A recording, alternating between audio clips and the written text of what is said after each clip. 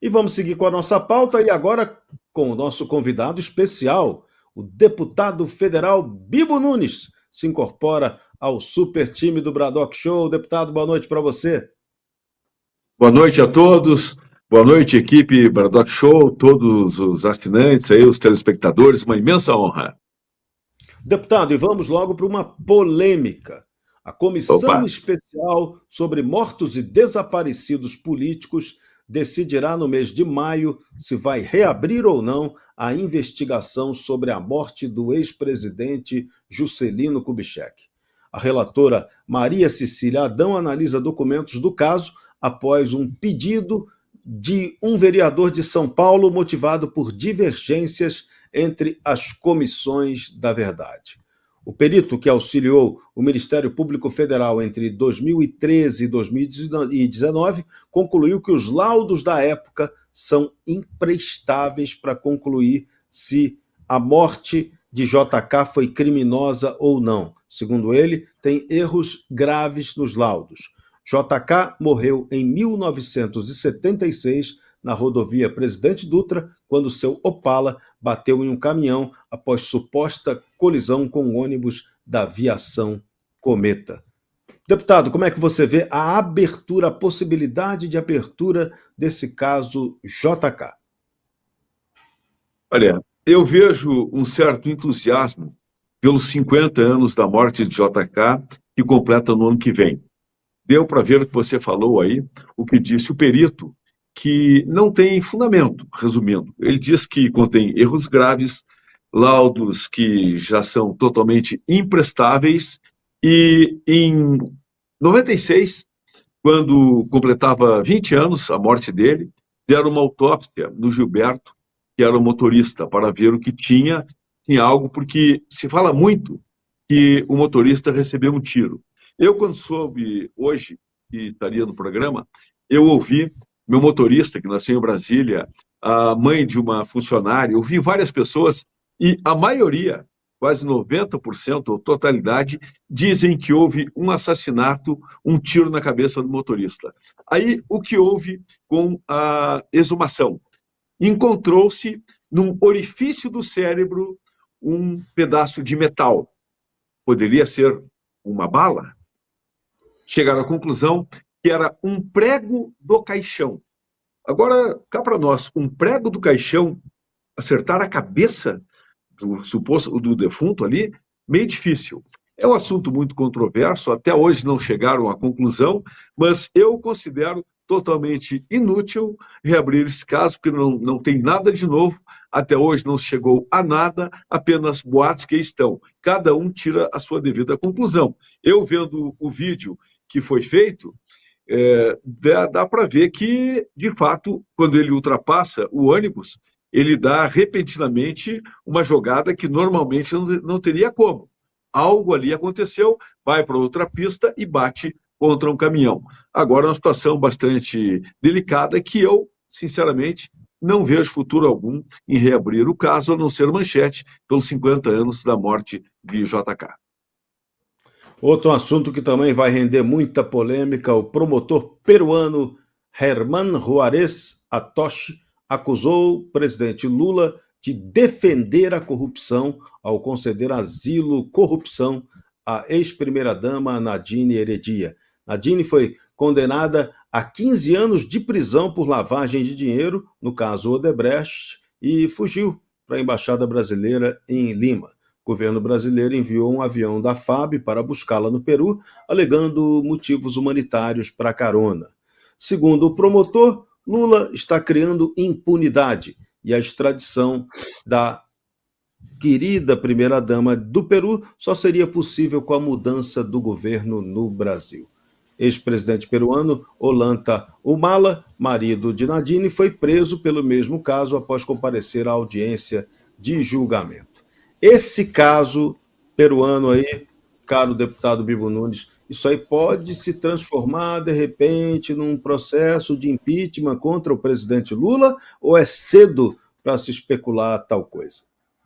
Olha, é cedo, mas pode chegar lá. Agora, o que é certo é que a imagem do Brasil cada vez está mais prejudicada, deteriorada perante o mundo. Veja quando o promotor diz que o Lula é um criador de impunidade, e que defende a corrupção. Sabe lá o que é isso?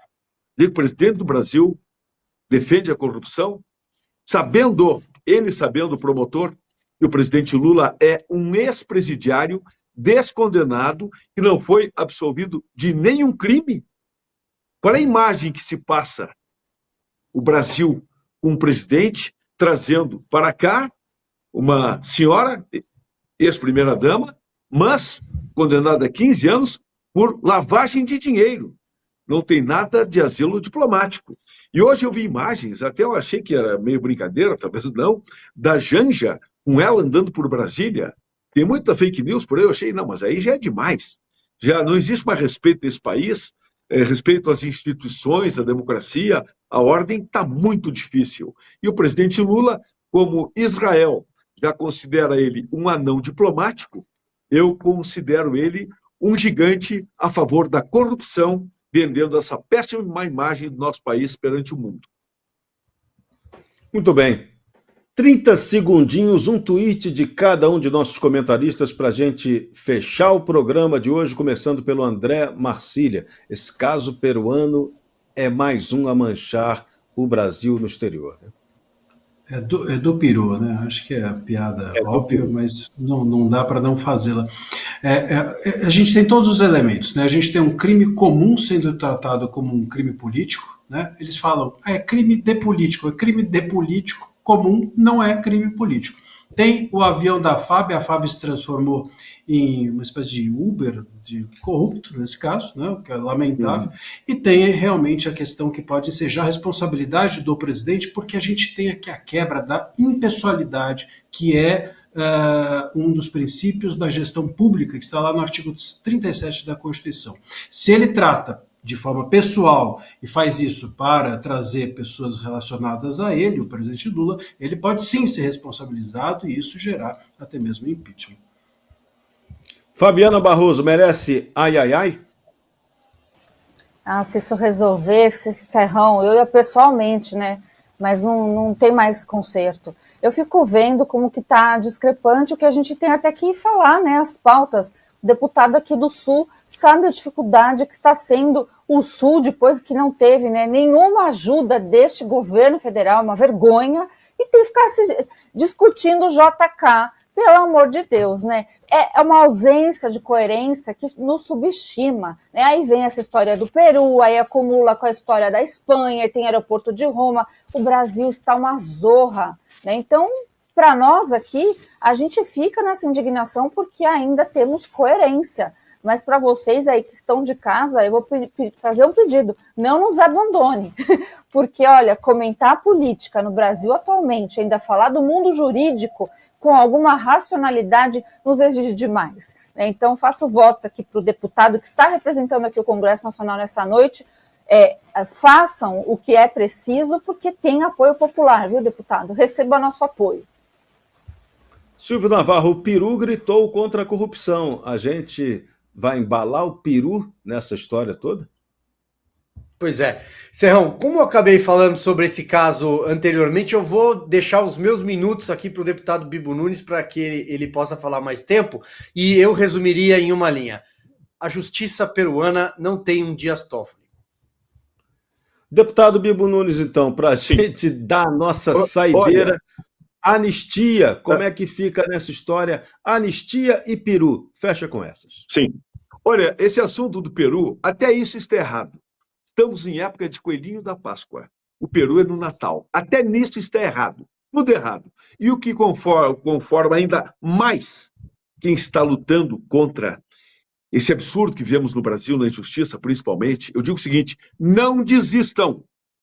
O bem sempre vence o mal. Se não venceu ainda, é porque ainda não chegou ao fim. Não desista. Ontem, eu em programas de rádio e televisão meus, eu dizendo o seguinte, olha, como é que fica a situação do cidadão brasileiro que está desesperançoso quando vê o presidente do STF dizendo que não disse o que ele disse. quando ele diz que não disse vencemos o bolsonarismo, onde qualquer rede social mostra isso hoje. E numa nota oficial do STF. Aí demonstra o deboche, o desrespeito reinante que existe hoje contra a população brasileira. Mas tenha certeza que nós vamos vencer. Todos caem. Taras Bulba caiu, Gengis Khan, o Império Romano, todos caem. Não há mal que sempre dure. O momento é difícil, mas nós vamos vencer. Não desistam, porque quem está com a razão sempre vence. Eu penso assim e tenho me dado bem e não desisto de combater o mal. Meus super amigos, nosso tempo acabou. Quero agora a despedida de cada um naquela velocidade da luz. Fabiana Barroso, começa por você. Olha, eu vou concordar, inclusive eu vi aqui no chat esperança, viu? As pessoas estão carentes, nós também. Então precisamos dessa força mesmo, de otimismo, porque realmente, gente, a luz prevalece sobre as trevas. Isso é físico e é espiritual. Silvio Navarro, tchau, tchau, mestre. Um abraço, Serrão, Marcília, Fabi, deputado Bibo Nunes, para toda a nossa audiência. Até a próxima. André Marcília, até qualquer hora, né? Já que a gente se encontra o dia inteiro. Vamos lá. É isso aí, o dia inteiro, mas é sempre um prazer. Serrão, Fabi, Navarro, deputado Bibo, prazer estar aqui com vocês. Boa noite aos Bradockers. Deputado Bibo, mais uma vez, valeu pela sua participação, show do Bradock. Muito obrigado, uma imensa honra. Continue com essa imensa honra e esse inigualável prestígio que o Bradock Show tem. Boa noite a todos, estamos juntos e jamais vamos desistir. O bem sempre vence o mal.